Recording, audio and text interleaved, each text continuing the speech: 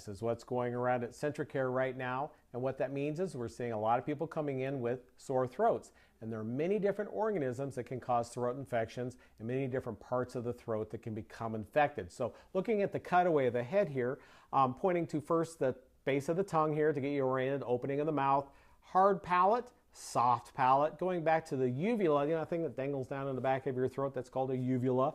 And then here on the side, you can see the tonsils. This isn't represented well on this model. The back of the throat, the pharynx, going down to the trachea, the windpipe down here. But before we get there, we have the larynx or the vocal cords. So any point along here can become infected. You can have tonsillitis, uvulitis, pharyngitis, laryngitis.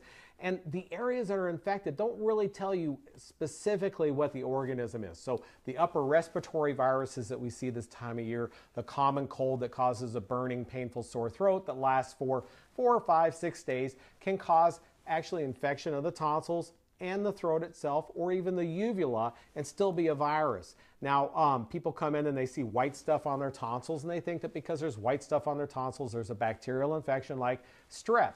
Strep A, or group A strep, is a bacterial infection common in the throat, causes pain that feels just like a virus.